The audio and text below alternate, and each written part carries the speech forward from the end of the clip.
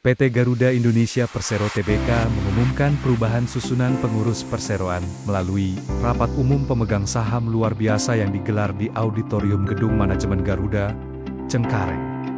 RUU PSLB dihadiri oleh para pemegang saham yang mewakili 68,65 miliar saham atau setara 75,04% dari total saham dengan hak suara. Agenda rapat hanya berfokus pada satu hal, yakni perubahan jajaran pengurus perseroan. Melalui keputusan rapat tersebut, pemegang saham secara resmi mengangkat Glenny Kairupan sebagai Direktur Utama Garuda Indonesia yang baru. Dia menggantikan Wamildan Sani. PT Garuda Indonesia Tbk terus memperkuat armada dan jaringan rutenya dengan ekspansi agresif sepanjang tahun 2025. Hingga Agustus, Garuda sudah menambah 5 pesawat baru, secara total mengoperasikan 78 unit pesawat yang siap melayani penumpang domestik dan internasional. PT Garuda Indonesia Tbk terus memperkuat armada dan jaringan rutenya dengan ekspansi agresif. Corporate Secretary Group Head Garuda menjelaskan bahwa tahun ini target penambahan pesawat baru adalah 7 unit, pencapaian terbesar sejak pandemi COVID-19 awal 2020. Penambahan armada ini untuk mendukung pertumbuhan jumlah penerbangan dan cakupan rute yang semakin luas. Ekspansi rute juga menjadi fokus utama Garuda Indonesia dengan membuka sejumlah jalur baru serta peningkatan frekuensi penerbangan di rute existing. Strategi ini diharapkan menjangkau lebih banyak pelanggan serta memperkuat posisi Garuda sebagai maskapai pelat merah nasional yang kompetitif. Manajemen optimistis pertumbuhan industri penerbangan Indonesia akan terus membaik dengan dukungan ekonomi yang stabil dan peningkatan mobilitas masyarakat. Garuda Indonesia siap memanfaatkan momentum ini untuk meningkatkan kinerja keuangan dan pelayanan terbaik bagi penumpang. Dengan penambahan armada dan ekspansi rute yang agresif, PT Garuda Indonesia Tbk menunjukkan komitmen kuat untuk terbang lebih tinggi dan memenuhi kebutuhan transportasi udara nasional serta global. Langkah strategis ini menjadi pondasi untuk masa depan maskapai plat merah yang lebih gemilang. Berbagai sumber IDX Channel. Pemirsa, portofolio pembiayaan berkelanjutan Bank Mandiri atau BMRI mencapai 304,5 triliun rupiah per Juni 2025 atau tumbuh 9,6% secara tahunan.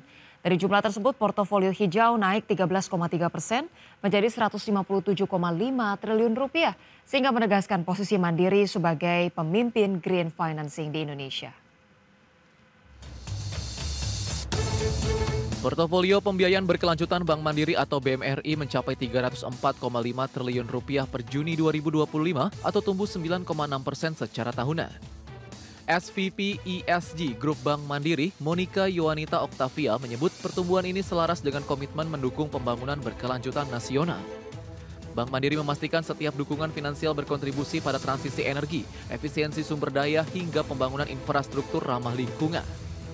Seluruh pembiayaan juga mengikuti kerangka KKUB sesuai POJK 51/2017 demi kepatuhan dan tata kelola yang baik. Tak hanya pada pembiayaan, Mandiri juga melakukan transformasi operasional hijau melalui digital carbon tracking untuk memantau emisi secara real time.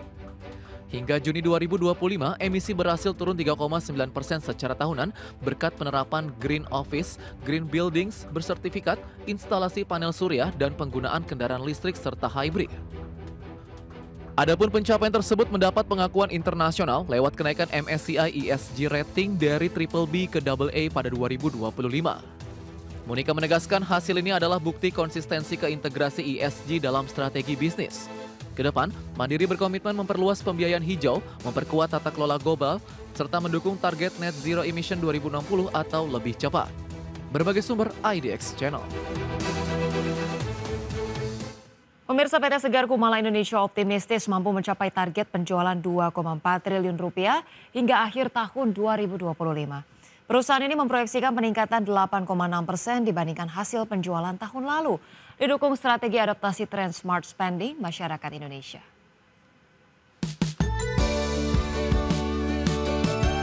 PT Segar Kumala Indonesia optimistis mampu mencapai target penjualan 2,4 triliun rupiah hingga akhir tahun 2025. Perseroan menjelaskan bahwa strategi utama pada paruh kedua 2025 adalah menyesuaikan produk dengan pola belanja masyarakat yang semakin cerdas dan selektif. Perusahaan melakukan analisa mendalam terhadap produk yang sesuai baik dari segi harga maupun kualitas agar tetap diminati pasar. Pendekatan ini diharapkan mampu menjaga pertumbuhan penjualan di tengah perubahan perilaku konsumen yang lebih mengutamakan efisiensi dan nilai guna. Selain itu, diversifikasi produk dan peningkatan kualitas layanan juga menjadi fokus utama untuk memperkuat daya saing Segar Kumala di industri perdagangan buah-buahan. Dengan kondisi pasar yang mulai stabil dan pengelolaan yang adaptif, Buah optimistis kinerja perusahaan akan menunjukkan perbaikan signifikan pada semester 2 tahun ini. Upaya ini dapat mendongkrak kepercayaan investor serta meningkatkan kontribusi terhadap industri agribisnis nasional. PT Segar Kumala Indonesia siap melangkah dengan strategi yang tepat untuk menghadapi tantangan pasar dan memperkuat posisi sebagai pemain utama di perdagangan produk buah-buahan. Target penjualan tahun 2025 meningkat menjadi bukti keyakinan perusahaan terhadap masa depan cerah. Berbagai sumber IDX Channel. PT Petrosi Tbk terus menunjukkan strategi agresif melalui rangkaian akuisisi yang memperluas ruang bisnis perusahaan. Langkah ini menjadi bagian dari upaya PT RO membidik pertumbuhan di segmen di luar bisnis inti pertambangan yang selama ini menjadi fokus utama. PT Petrosi Tbk terus menunjukkan strategi agresif melalui rangkaian akuisisi yang memperluas ruang bisnis perusahaan. Manajemen Petrosi aktif melakukan akuisisi perusahaan baru untuk memperkuat kapabilitas dan memperluas portofolio di sektor energi terbarukan, infrastruktur, dan jasa teknis yang komplementer dengan bisnis pertambangan. Langkah ini dirancang untuk mendiversifikasi pendapatan dan mengurangi ketergantungan pada bisnis inti tambang yang sangat kompetitif. Kinerja PT RO yang stabil sekaligus fleksibilitas bisnis yang membuka peluang bagi perusahaan untuk menargetkan proyek baru yang berorientasi pada keberlanjutan dan solusi teknologi ramah lingkungan. Strategi diversifikasi ini juga meningkatkan daya saing dan ketahanan perusahaan menghadapi tantangan pasar global. Para analis menyambut positif langkah ekspansi Petrosi yang dinilai mampu memperkuat model bisnis dan memaksimalkan peluang pertumbuhan jangka panjang. Investor pun diharapkan mencermati transformasi bisnis perusahaan sebagai sinyal optimisme masa depan PT RO. Dengan strategi akuisisi dan pengembangan bisnis baru, PT Petrosi berkomitmen memperluas jangkauan pasar dan meningkatkan nilai bagi pemegang saham. Perusahaan siap memanfaatkan momentum transformasi industri menuju energi bersih dan infrastruktur modern. Berbagai sumber ada. Presiden Prabowo Subianto menghadiri penandatanganan perjanjian kemitraan ekonomi komprehensif Indonesia dan Kanada. Dalam kesepakatan Indonesia-Canada Comprehensive Economic Partnership atau ICA-CEPA, sepakat membuka peluang baru perdagangan dan diversifikasi ekonomi.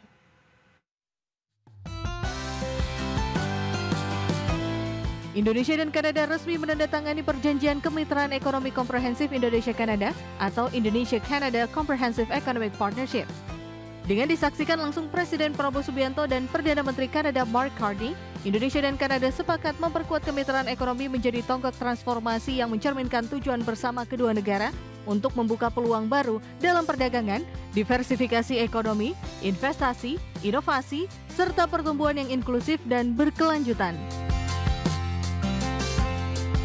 Presiden Prabowo menegaskan perjanjian ini akan menjadi platform memperkuat hubungan dagang dan investasi, sekaligus mendorong kerjasama di sektor strategis, termasuk ketahanan pangan, mineral kritis, energi terbarukan, dan ekonomi digital. And today, the signing, I think, of the Indonesia-Canada CEPA, Comprehensive Economic Partnership Agreement, is very, very important for us, very strategic economically, and politically, and so I'm very happy to be here for the signing of the CEPA, and I think this will be a historic moment. It will prove to be a significant milestone. Sementara itu, Perdana Menteri Kanada Mark Carney dalam joint statement menegaskan bahwa perjanjian ini mencerminkan komitmen bersama dalam membuka perdagangan sesuai dengan aturan hukum dan menghormati kesepakatan dagang internasional. Mr. President, Canada shares your mission to build a stronger, more resilient economy at home and in Asia and around the world. And we stand with your commitment, and again I'm going to quote from your remarks yesterday, your commitment to a multilateral order where peace, prosperity, and progress are not the privilege of few, but the right of all. Thank you. Bilateral perdagangan Indonesia-Kanada ini dinilai penting untuk menjaga keterbukaan dan prediktabilitas perdagangan global, stabilitas ekonomi dunia, serta ketahanan rantai pasok. Untuk itu, kedua negara menegaskan pentingnya fasilitasi perdagangan bersama untuk komoditas pertanian utama, termasuk produk agri-food, guna memperkuat kerjasama yang saling menguntungkan sekaligus mendukung agenda ketahanan pangan Indonesia dan perdagangan dua arah yang berkelanjutan. Dari Kanada, Tim Liputan, IDX Channel.